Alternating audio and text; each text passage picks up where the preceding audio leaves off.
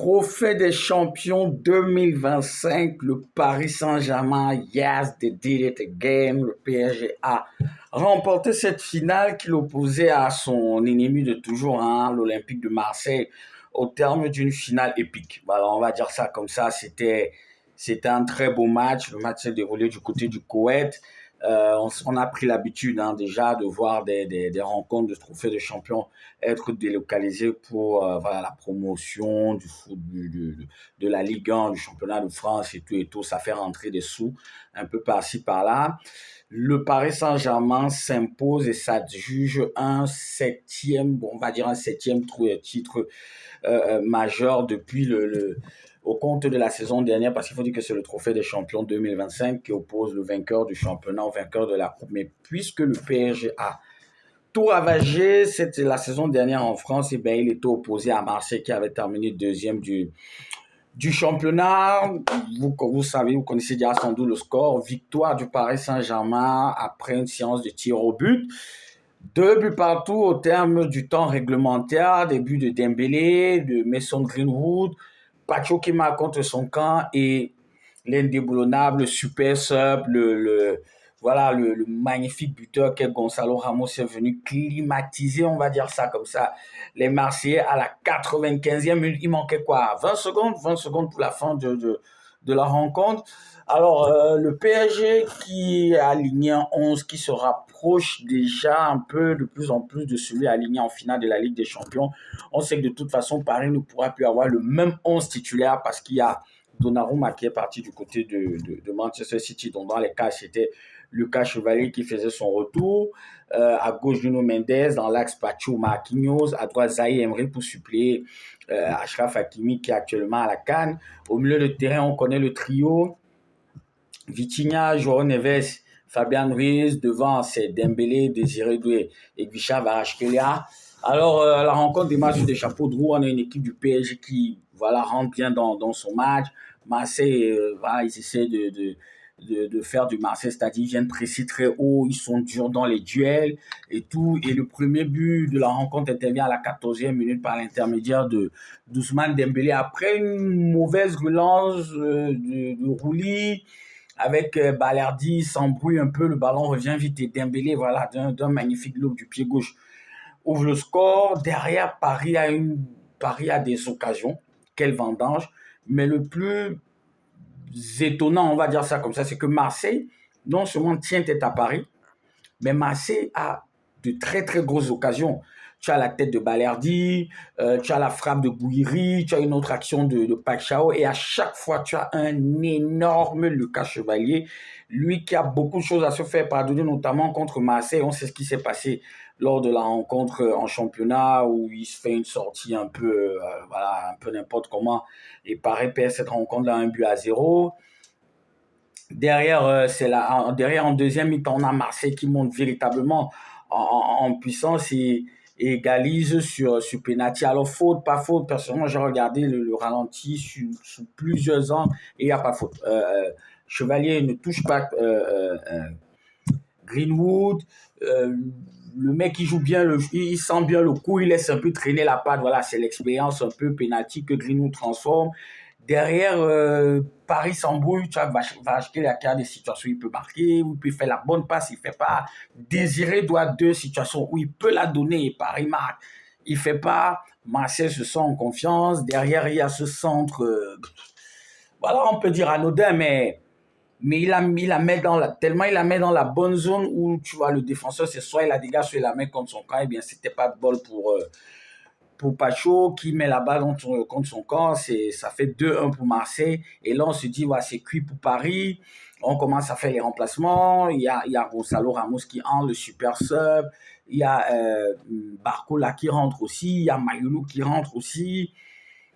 Et voilà, il y a 6 minutes d'arrêt de jeu. Et à la 94e minute, Marseille a une superbe occasion. Contre-attaque, ça va très vite. Aubameyang, il peut tuer le match. Et tu as cette magnifique intervention de Pacho qui renvoie la balle à Vitinha. Et puis le magicien portugais, il trouve une passe magnifique pour Barcola qui remet de la tête. Et puis Gonzalo Ramos, il vient climatiser littéralement les espoirs marseillais de remporter un titre, qui puisse de battre aussi le PSG. Et ça fait 2 buts partout. Il n'y a pas de prolongation derrière séance de tir au but. Et puis, voilà, Chevalier sort le grand jeu. Il grille les 2 premiers tirs au but des Marseillais. Et côté parisien, c'est tout rentre. Et tu as Désiré Doué qui vient clore le spectacle avec son but. Paris s'impose. Dans la douleur, certes, mais Paris s'impose. Et moi, je regarde un peu les dernières finales que Paris a jouées contre l'Inter. Voilà, Paris s'est baladé. Contre Chelsea, Paris a pris le bouillon. Mais maintenant, je regarde contre Tottenham, en finale de la Coupe intercontinentale. Et là, euh, contre Marseille. Et je me rends compte qu'à chaque fois, Paris remporte au tir au but. C'est les 3 dernières finales. C'est-à-dire, Paris fait nul, et puis remporte au tir au but. En Super Coupe d'Europe encore, ça avait un petit plus parce que Paris reprenait à peine les entraînements. Paris est mené 2-0. Paris égalise. Paris va gagner au tir au but. En Coupe intercontinentale, contre le club brésilien, Paris marque. Les Brésiliens égalisent. Paris s'impose au tir au but. Ici, Paris ouvre le score. Ensuite, Paris est mené. Paris égalise. Paris s'impose au tir au but. Moi, ça me fait comprendre que cette équipe parisienne, psychologiquement, elle est très forte. Parce que traverser 3 finales comme ça, c'est pas que de la chance. Non, ça veut dire que quelque part, tu crois en toi, tu es solide dans la tête et tu ne lâches jamais rien jusqu'à la dernière seconde. Et tu regardes la séance de tir au but en Super Coupe d'Europe, en Coupe intercontinentale et au Trophée des Champions. Tu as 2 fois Chevalier, 1 fois Safonov. Ça veut dire que Paris a de très bons gardiens sur les tirs au but. On se rappelle ce que Safonov a fait la dernière fois où il a grillé 4 pénaux, 4 pénaltys. Là, c'est Chevalier qui t'en grille 2. La dernière fois, c'était comment il s'appelle, Chevalier toujours en Super Coupe d'Europe contre Tottenham qui a grillé un penalty. Donc voilà, ça veut dire que Paris, au-delà d'être fort sur le terrain, au-delà d'être fort tactiquement et tout, psychologiquement, les joueurs du PSG savent qu'ils constituent une force, ils savent qu'ils n'ont rien à craindre, ils savent qu'ils peuvent renverser des montagnes. Et c'est de bon augure parce que là, on rentre dans le money time, on est en janvier, c'est la deuxième partie de la saison. Paris, plus que jamais, aura besoin d'être au niveau, de monter en puissance. On est en train de retrouver les joueurs du PSG, les joueurs cadres, les joueurs du 11 titulaire qui reviennent. Là, il y a Hakimi qui est en Coupe d'Afrique des Nations après, j'espère après avoir perdu contre le Cameroun. Voilà, il va revenir du côté du PSG le plus rapidement possible parce qu'on a encore 2 matchs à jouer là pour la fin de la phase de groupe de la Ligue des Champions. Donc, tout ça, ça laisse espérer que voilà, cette équipe du PSG, elle est prête à tout, elle est parée pour aller faire un back-to-back, c'est-à-dire remporter une deuxième Ligue des Champions d'affilée. Elle est parée pour remporter encore pratiquement tous les titres qui vont se présenter à elle, parce que depuis le début de la saison, ça c'est le 3e titre que le PSG remporte. Et ça laisse croire que la marge de progression est encore tellement grande, parce que Paris n'a pratiquement pas fait de recrutement. Paris a tourné avec les joueurs du centre de formation. Est-ce que Paris va se permettre 1 ou 2 achats pendant ce mercato ou bien continuer avec cette équipe, cette ossature-là pour aller réaliser l'exploit de doubler la Champions League?